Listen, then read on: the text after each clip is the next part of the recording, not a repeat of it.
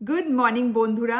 এর আগের মোমেন্টসে তোমাদেরকে আমি বলেছিলাম যে দেশে ছোটবেলা থেকে আমরা কিছু কিছু ইংলিশ ওয়ার্ড শিখি এবং আমেরিকায় আসার পর সেই ওয়ার্ডসগুলো নিয়েই আমাদের খুব কনফিউশন হয়।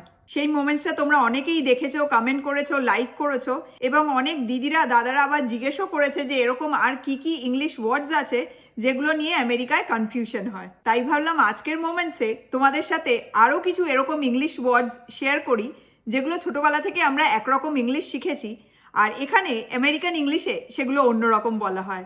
খাওয়া দাওয়া দিয়েই শুরু করি। এখানে দেখো একটা দইয়ের কন্টেনার আছে।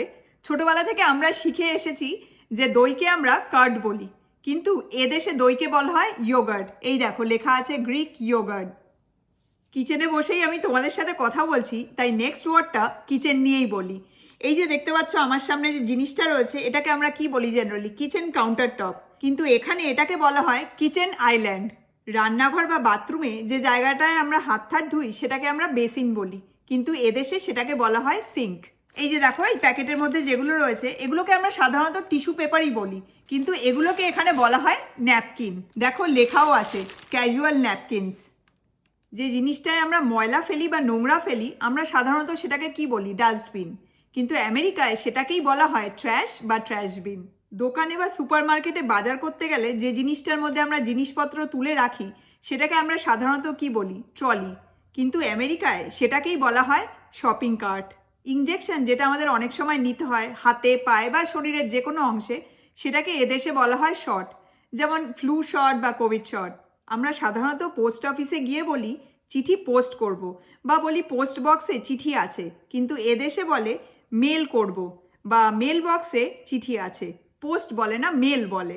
আমরা ইন্ডিয়াতে বলি লরি করে সব জিনিসপত্র নিয়ে যাচ্ছে, কিন্তু এদেশে লরি বলে না, বলে ট্রাক, ট্রাকে করে সব জিনিসপত্র নিয়ে যাচ্ছে। আমাদের দেশে আমরা বলি ফ্ল্যাট তৈরি হচ্ছে বা বলি আমরা ফ্ল্যাটে থাকি, কিন্তু এদেশে ফ্ল্যাট বলে না, আমেরিকায় বলে অ্যাপার্টমেন্ট। আমরা দেশে যে জায়গাটা দিয়ে রাস্তা পার করি যেখানে হোয়াইট স্ট্রাইপস করা থাকে সেটাকে আমরা বলি জিব্রা ক্রসিং, কিন্তু এদেশে সেটাকেই বলে ক্রসওয়াক। আর আমাদের দেশে রাস্তার পাশে যেটাকে ফুটপাথ বলে আমেরিকায় সেটাকেই সাইডওয়াক বলে। ফাইনালি যেটাকে আমরা হাওয়াই চটি বা হাওয়াই চপ্পল বলি আমেরিকায় সেটাকেই ফ্লিপ ফ্লপ বলে। তো এই ছিল কিছু ইংলিশ ওয়ার্ডস যেগুলো ছোটবেলা থেকে আমরা ইন্ডিয়াতে একরকম ইংলিশ শিখে আসি আর আমেরিকায় আসার পর সেগুলো নিয়েই আমাদের কনফিউশন হয়। আসলে কনফিউশন হওয়ার একটা কারণ আছে। আমরা ইন্ডিয়াতে ব্রিটিশ ইংলিশ শিখি আর এদেশে আমেরিকান ইংলিশ ফলো করা হয়, বাট এখানে থাকতে থাকতে আস্তে আস্তে এখানকার সেই ওয়ার্ডসগুলোর সাথে আমরা ইউজ টু হয়ে যাই। তো যাই হোক, চলো টাটা।